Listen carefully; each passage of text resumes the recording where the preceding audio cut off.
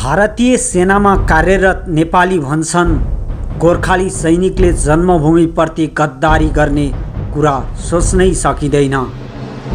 रमेश कार्की।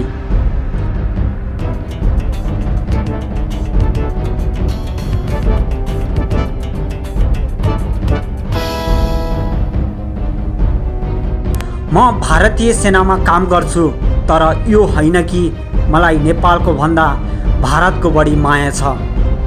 नेपाल आमाको छोराले यस्तो कदापि सोच्नै सक्दैन।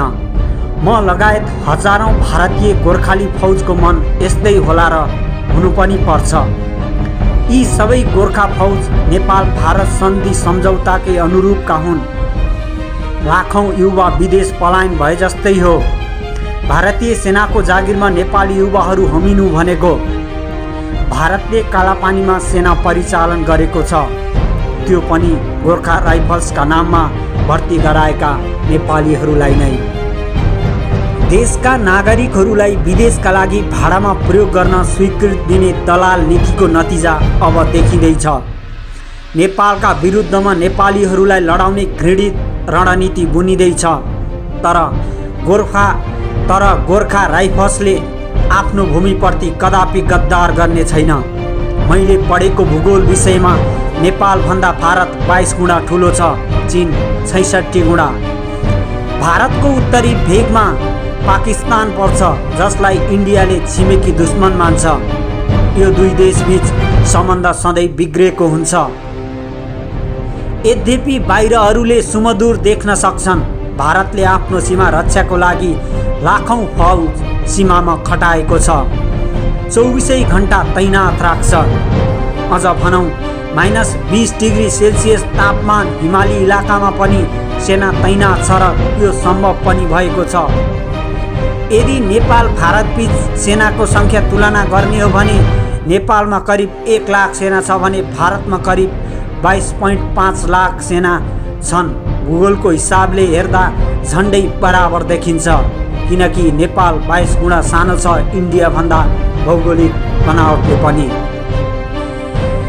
हामीले निकै सुनियो भारतले सीमा मिच्यो भनेर, र हामीले सही सुन्यौं पनि। यसको घोर भर्त्सना गर्नै पर्छ हरेक नेपालीले।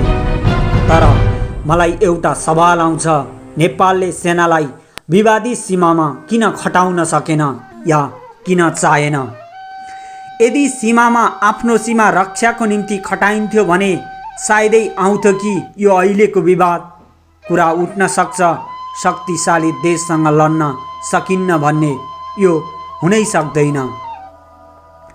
शक्तिशाली देश मान्ने हो भने संसारभर एउटै होला, जुन अमेरिका देखिन्छ यति बेला। के अरू कुनै देशले सीमा रक्षाको लागि सेना तैनात गर्दैन सीमामा? पक्कै गर्छ। के नेपालले गरेको छैन त? सायद गरेको होला, गरेको भए खै सीमा रक्षा। हामीले कहिले सुनेका छौँ नेपाल भारत सीमामा सेनाबीच यस्तो मुद्दा भयो भनेर? नगरेको भए किन गरेन नेपालले? यति बेला यो प्रश्न तपाईँ हामी सबै सच्चा नेपालीको मनभित्र उब्जिरहेको हुनुपर्छ। कुनै पनि देशको सेनाको प्राथमिक काम भनेको देशको सीमा रक्षा नै हो। मौकामा आपत विपदको लागि सेनाको निकै ठुलो सहयोग देखिन्छ, तर यो सधैँ आइपर्ने समस्या होइन। आन्तरिक मुद्दा मामिलाको लागि प्रहरी छँदैछ।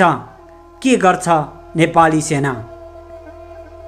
के बाटो खन्ने करिडोर बनाउने काममा मात्र लगाएर हुन्छ सेनालाई?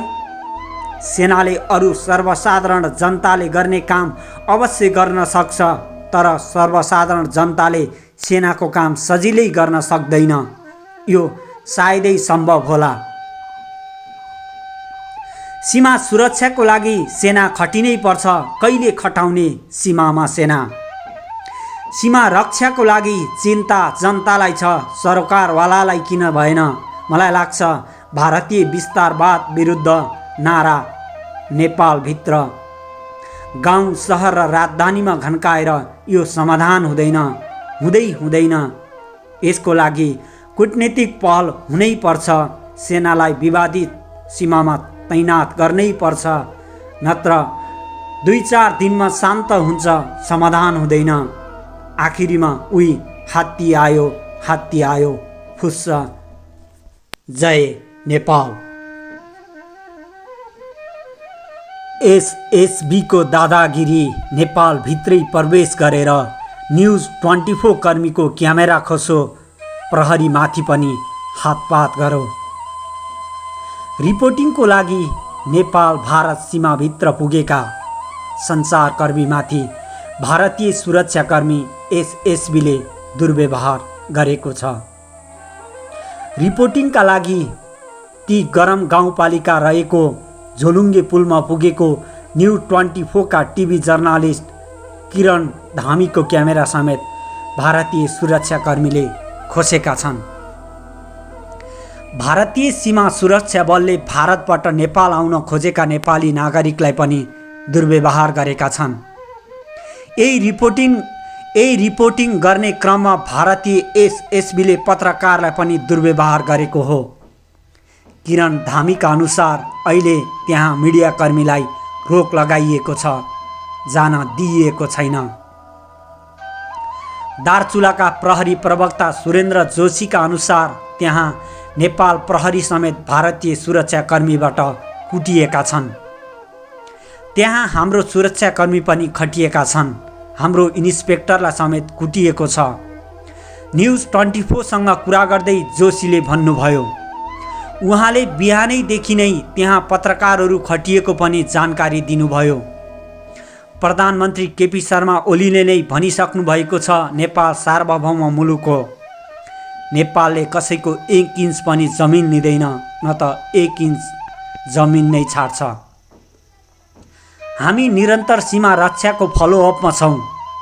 अहिलेको महामारीको सङ्कटमा भारतमा योगदान दिएका कैयौँ नेपाली स्वदेश फर्किन खोजिरहेका छन्। उनीहरूको अवस्था र सीमाको प्रत्यक्ष जानकारी दिन टिभी जर्नालिस्ट किरण धामी सो क्षेत्रमा पुगेका थिए। नेपालले लिम्पियाधुरा, लिपुलेक, कालापानी समेटिएको नयाँ अद्यावधिक नक्सा सार्वजनिक गरेपछि भारतीय मिडियाहरू पनि आक्रोशित भएका छन्। भाषा र प्रस्तुतिमा मर्यादाको लक्ष्मण रेखा नागेर उनीहरूले अपमानपूर्ण शब्द प्रयोग गर्न थालेका छन्। आफ्नो मातृभूमिको सम्पूर्ण भूभाग सहितको नक्सा विश्व सामु प्रस्तुत गर्नु सराहनीय कार्य। पूर्व राजा ज्ञानेन्द्र शाह। पूर्व राजा ज्ञानेन्द्र शाहले देशको सम्पूर्ण भूभाग सहितको नक्सा विश्व सामु प्रस्तुत गर्नु सराहनीय कार्य भएको बताउनु भएको छ। सरकारले लिपुलेक, लिम्पुयाधुरा सहितको नक्सा सार्वजनिक गरेपछि प्रतिक्रिया दिँदै पूर्व राजा शाहले उक्त प्रतिक्रिया दिनुभएको हो। उहाँले नक्सामा समावेश भूभागमा आफ्नो आधिपत्य स्थापित गर्न सीमाका समस्याहरू द्विपक्षीय या त्रिपक्षीय वार्ताबाट नै हल गर्नुपर्ने सरकारको दायित्व रहेको पनि उल्लेख गर्नुभएको छ। ट्विट गर्दै उहाँले लेख्नुभएको छ, आफ्नो मातृभूमिको सम्पूर्ण भूभाग सहितको नक्सा विश्व सामु प्रस्तुत गर्नु सराहनीय कार्य हो। नक्सामा समावेश भूभागमा आफ्नो आधिपत्य स्थापित गर्न सीमाका समस्याहरू द्विपक्षीय या त्रिपक्षीय वार्ताबाट नै हल गर्नु सरकारको दायित्व हो। यसमा कसैद्वारा बाधा आए अन्तर्राष्ट्रिय स्तरमा जानुपर्दछ। भारतले केही दिन अघि नेपाली भूमि लिपुलेक हुँदै मानसरोवर जोड्ने सडकको उद्घाटन गरेको थियो। भारतको उक्त कदमको नेपाल तीव्र विरोध गरिरहेको थियो। सरकारले बुधबार लिम्पियाधुरा, लिपुलेक र कालापानी समेटिएको नेपालको नयाँ अद्यावधिक नक्सा सार्वजनिक गरेको छ। यस विषयमा तपाईहरूलाई के कस्तो लाग्छ? एक सच्चा नेपालीको हैसियतले आफ्नो कमेन्ट राखिदिनुहोला र सीमा रक्षाको लागि सबैले साथ र सहयोग गरिदिनुहोला भन्दै खबर बुलेटिन टिभीलाई सब्स्क्राइब गरी साथमा रहेको बेल आइकनलाई पनि थिचिदिनुहोस्। जय नेपाल।